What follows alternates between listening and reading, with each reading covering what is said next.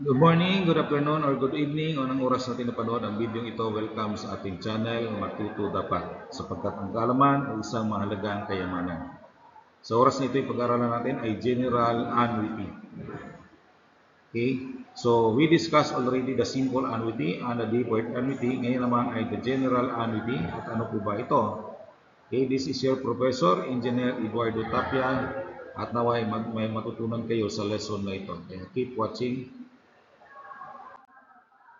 And you have to define first when the interest compounding interval and the payment interval differ, a general annuity is created. An ordinary or a simple annuity, on the other hand, has the same interest period and payment.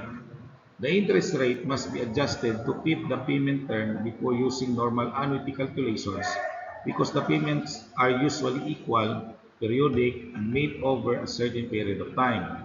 So, ang general annuity kasi, ang kanyang payment interval at sa kanyang compounding frequency ay hindi magkaparehas.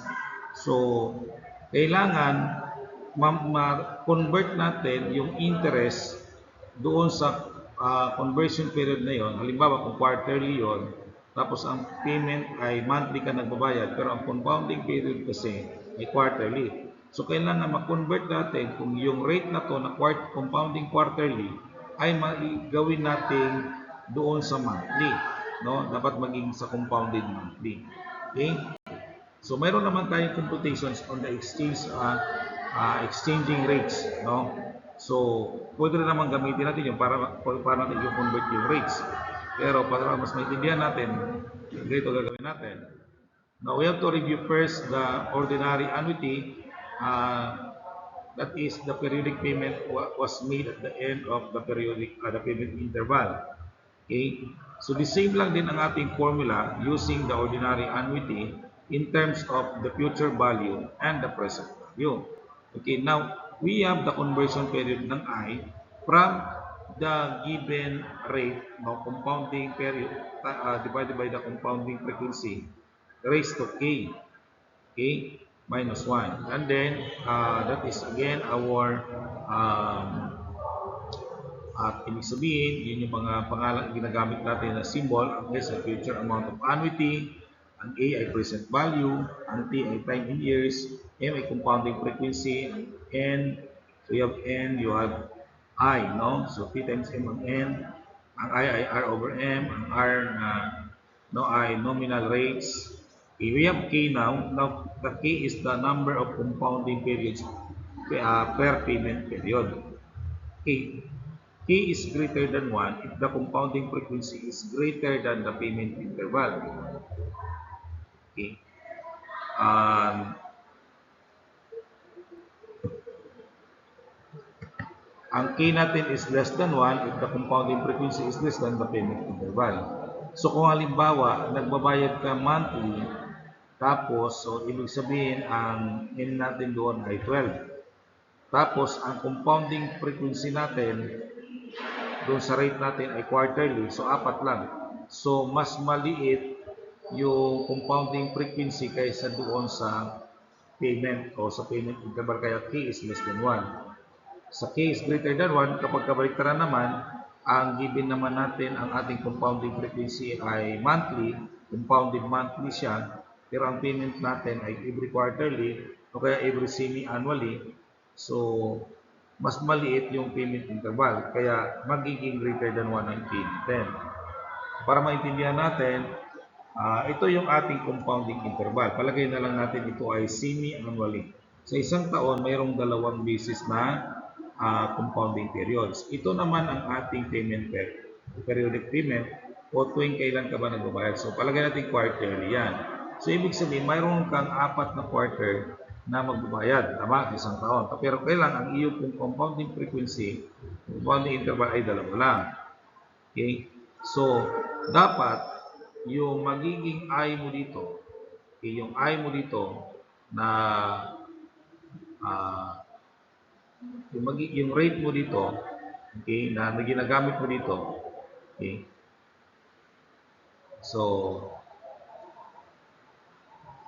palagay natin, no? So, dapat yung magiging rate mo Kaya ito yung sinasabi natin na yung R mo dito, okay, this is now the given, nandito yung R mo, okay, with the corresponding compounding periods. Okay, dito, ano naman siya dito sa ibabaw? Okay, anong I siya dito?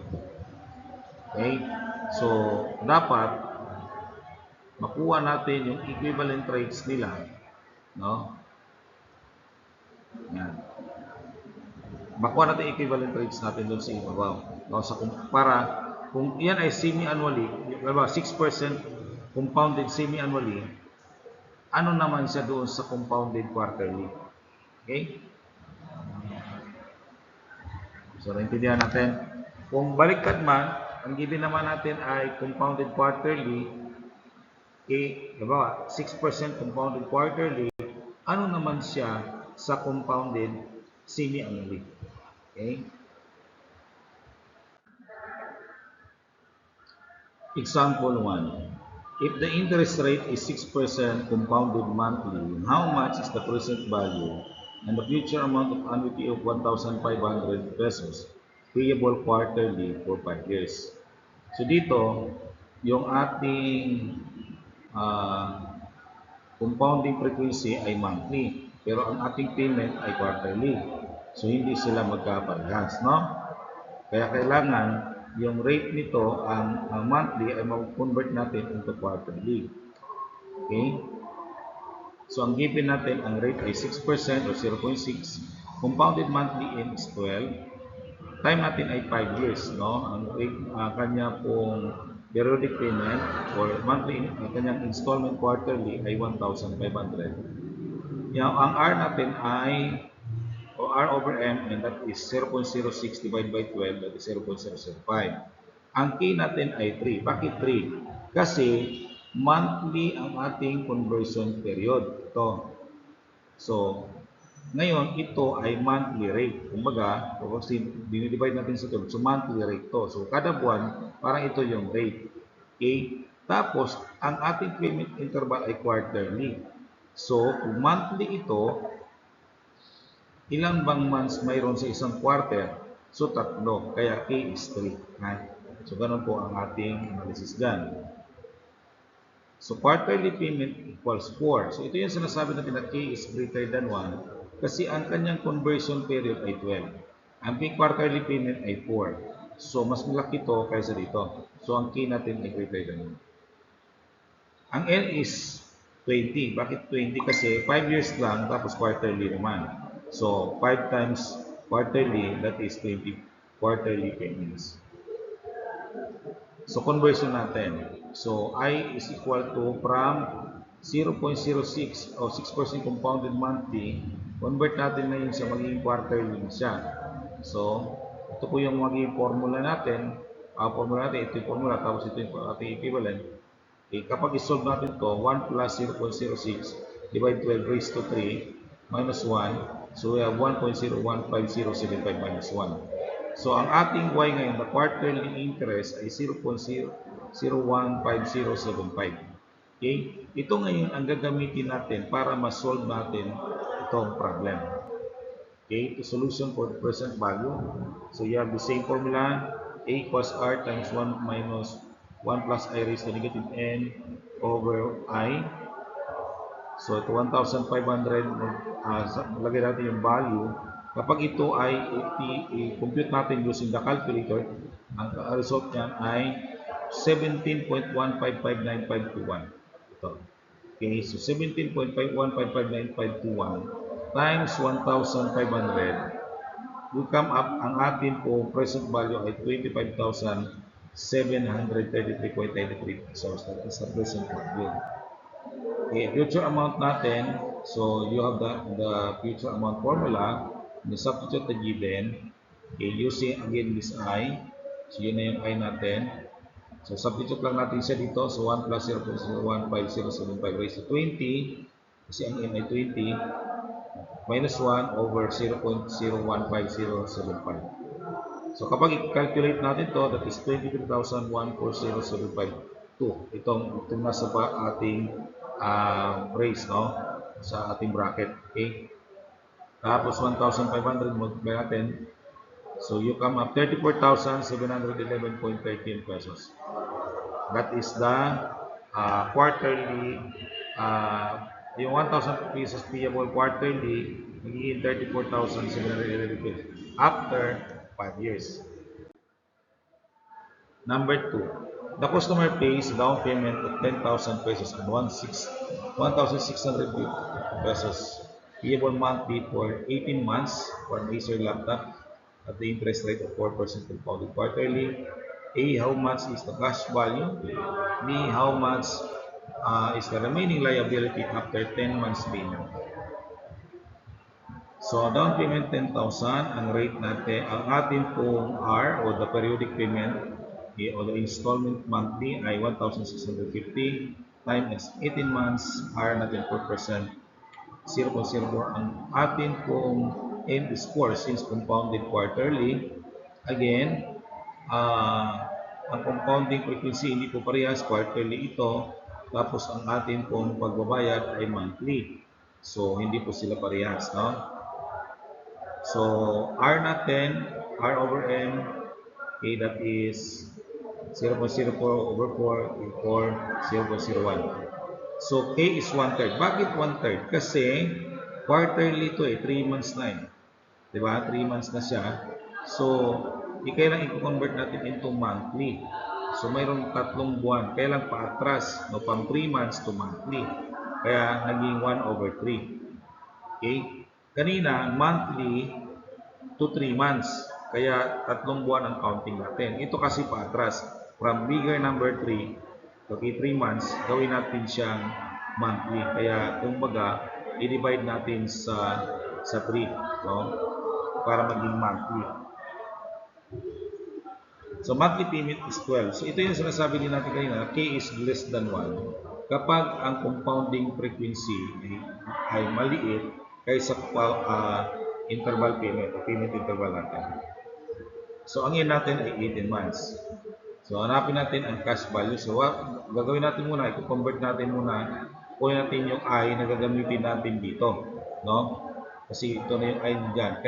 Kailangan mag-balance. No? So, raised to 1 plus 0.01 raised to 1/3 minus 1. And I is, yan. So, ang I natin is 0.003322. Monthly interest na siya. O compounded monthly na ito. No? So, ito na yung ating I. Solution for cash value. So, DP plus A. So, using the A and the present value of annuity, the formula, and then substitute the value to the formula. Okay, so again, kapag isolve natin ito nasa ating bracket, no, so 1,000, sa ating brace pala, sa ating brace, so 1,000, so 1 minus 1 plus 0.003322 raised to negative 18 divided by 0.03322. Kapag i-multiply natin, compute natin ito po yung resulta. Tapos 1,650, so that is 28,800.44 pesos. But it is not yet the answer. So, ang ating cash value plus natin sa down payment itong A, so 10,000 plus 28,800.44. Cash value natin ay 38,800.44. Okay, solve naman natin ang B. How much is the remaining liability after 10 months? So, ibig sabihin, 10 months payment ka na, 8 na lang kulang. So, A natin ay 8 na. Okay? So, using the same format ng A, kailang dito ang ating magbabago yung ating exponent. So, negative 8 na siya. So, 1,650 times 7.881720. Okay, so, ang ating remaining liability after paying 10 installment is 13,004.84 pesos. No? So, yun na lang po yung natitira mong utang. Okay? Kaintindihan po tayo. Letter B. Next number. Number 3. If the interest rate is 6% compounded quarterly, how much is the present value and future amount of annuity of 2,500 pesos payable at the end of 6 months for 14 years. Okay, ang rate natin ay compounded quarterly. 10 years kung mabayaran, ang ating periodic payment ay 2,500. Ang rate natin ay 6%. Or ang R over M natin ay 0.015. Okay? So, ang K natin ay dalawa. Bakit dalawa? Kasi quarterly kasi ito, ang ating compounding frequency ay quarterly. Tapos, ang ating naman payment ay at the end of 6 months. Ibig sabihin, may dalawang quarter sa loob ng 6 months. Kaya K is 2. Tapos, so semi-annually payment is 2. So, N natin ay 10 times 2 ay 20. Okay, so again, we have to use the conversion formula ng ating I. So, 1 plus 0.015 raised to 2 whole square minus 1. And that is 1.030225 minus 1. Okay, so ang ating I ngayon ay 0.030225. Okay, to find the present value using the same formula, A equals R times 1 minus 1 plus I raised to negative N divided by I. So, tapos substitute the data. So, this is the data. Kapag i-compute natin to, okay, so, that is 14.846573. So, kapag i-compute natin using the calculator this one. No? So, tapos times 2,500, and that is 37,116.43 pesos. So, that is the present value. Ang atin pong future amount, okay, so S equals R times 1 plus I raised to N minus 1 over I, and substitute the given. So, yung given natin, ito yung given natin. So, kapag ito isolve natin, no, so positive to raise to positive 20, okay, so, magiging 26.931956. Ito. Okay, kapag isolve natin using our calculator. Times 2,500, and that is 67,329.89 pesos.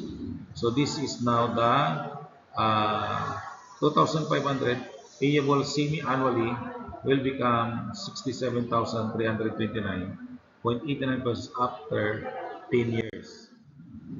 Okay, so this is your activity to answer. Yan, so pwede kayo magpatulong sa mga kakilala, kaibigan, no? Para mas matutunan o mas kailangan maintindihan ninyo yung lesson. So, try to answer this by your own, or kung kailangan ng help, try na lang magtanong sa mga kakilala na marunong. Maraming salamat sa panonood. God bless.